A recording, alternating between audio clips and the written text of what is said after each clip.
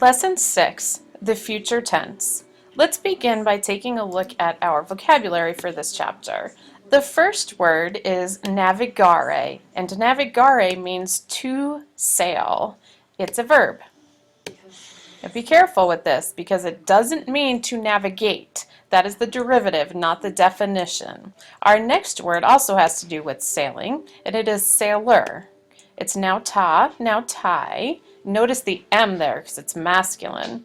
It means sailor, and it's a noun.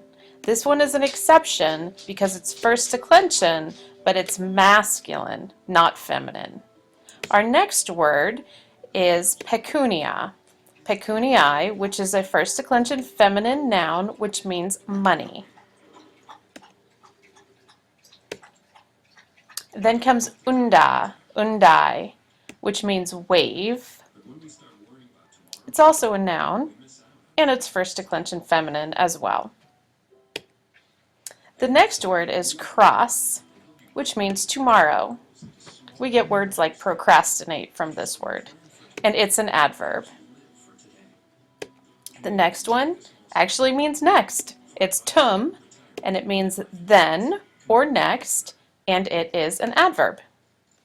And our last word is the word ad. It means to or toward, and it is a preposition. So that's the whole vocabulary list for lesson 6, which is on the future tense. So we're going to go ahead and move on to the notes now, so make sure that you have your notes taken handy. Here are the notes on the future tense. Just a little bit of review first. The infinitive is the part of the verb that ends in re. For example, laudare, spectare, navigare. It's the one we translate to whatever the verb means. The present stem is the infinitive minus that re. So for example, if we're looking at amare is the infinitive. If you drop the re from amare, now you have its present stem. And that's what we put the endings onto in the present system, the present, future, and imperfect tenses. Now the future tense expresses action that will happen at a later time. In English, we express this with the word will added to the verb, like I just did in the previous sentence, will happen at a later time. In Latin, however, we express this by adding the future tense endings to the present stem of a verb. So let's take a little bit of a closer look at that.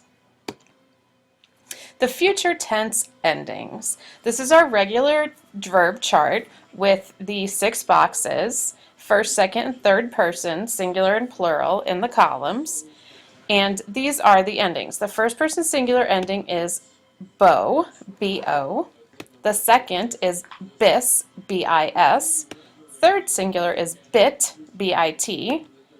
First plural is bimus, B-I-M-U-S. Second plural is bitis, B-I-T-I-S. And the third plural is bunt, B-U-N-T. The first person singular ending bo means I will when it's on the end of the verb. Bis means you will. Bit means he, she, or it will.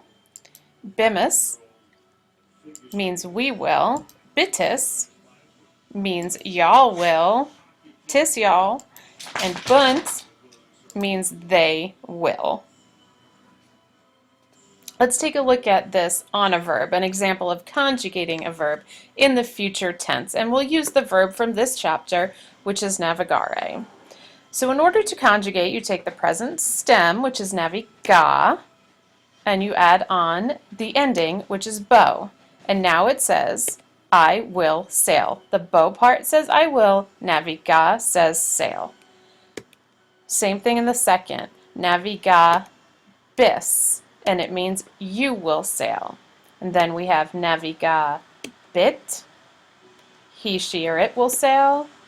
Naviga bimus, we will sail. Naviga bitis, you all will sail. And naviga bunt, they will sail. So that's how it works, just like the present tense, except now we've added a B in the Latin ending and we've added the word will in the English. Time for you to practice.